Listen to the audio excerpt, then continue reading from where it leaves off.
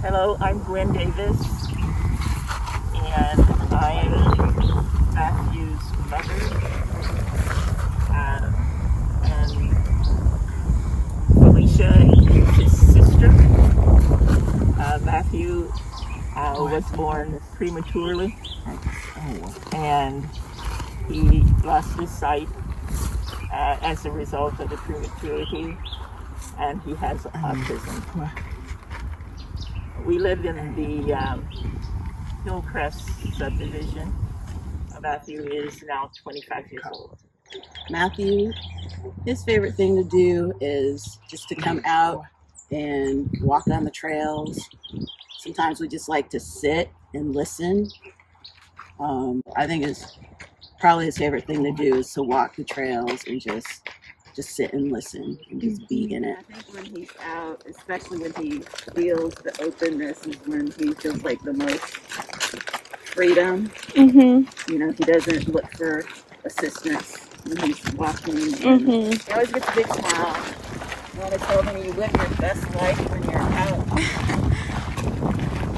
out in nature. And if it weren't so hot, we'd stay out here forever.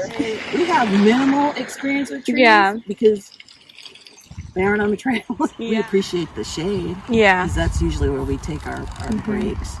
So I don't think we think about it, but I think they're important for how we move around, you know, out in nature where we need the shade. We need the, you know, the shelter or whatever. Unfortunately, sometimes they clear out the trees and then put in the trail. Oh, wow. And to me, that doesn't make any sense. It's more harmful than helpful. There's probably in this area right here, bud, there's probably like 50 trees.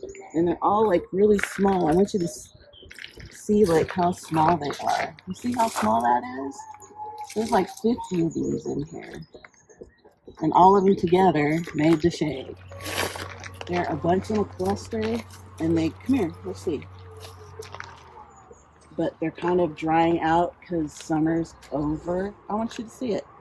It's skinny. Come. No, can you feel that? You see it? It's got little berries on it. And this is where all of our shade came from. We go hike, like actual hiking at McKinney Roughs. That's where we do most of our like hiking. They have a variety of trails. They do have some like ADA dedicated trails. They're always really short and not challenging. But they offer a variety of other trails too that that are maintained enough that we can, you know, navigate the trails. McKinney Rough, that place is easy, fun, hard to negotiate because it's actual nature that hasn't been manipulated too much by man. But just because it's hard to get around doesn't mean it's bad. It just means we have to learn a different way to, you know, negotiate rocks or miles or whatever. We've gone up to 5 miles, but you know, because of the heat, we can't be crazy about it. So I usually keep it like in a 2 to 3 mile. That's like a comfortable, and a lot of trails accommodate that too for different abilities. So that's really helpful. I do look at the trails. I do look up the trails, and I do look at what other people have to say, especially about like maintenance, because that will affect how we'll be able to enjoy the trail. So yeah, I do extra like homework before we go, but sometimes we just need extra space. The trail needs to be wide enough to accommodate at least 2 people.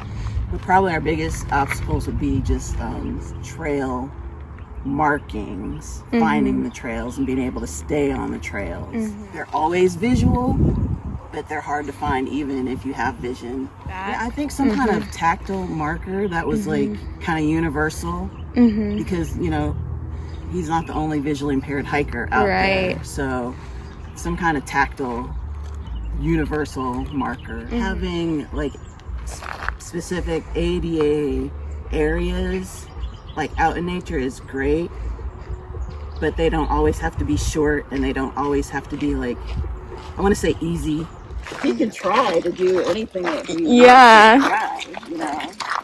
doesn't matter what his ability or disability is. Like, he's got feet, so why can't he hike? You know, groups of people should never be an afterthought. Yes. We're all a community of human beings. So just because you might not see a blind person or a person in a wheelchair doesn't mean that they don't exist. Right. Because we're not separate people. We're still part of this community, this society. You know?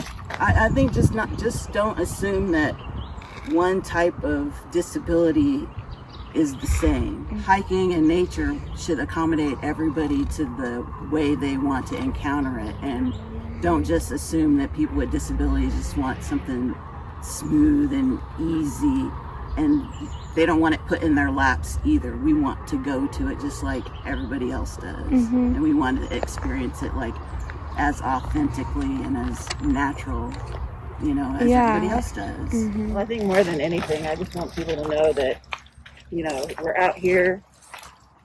We like to do things. We like to do the same things that everybody else does. But sometimes it's just not easy to do it.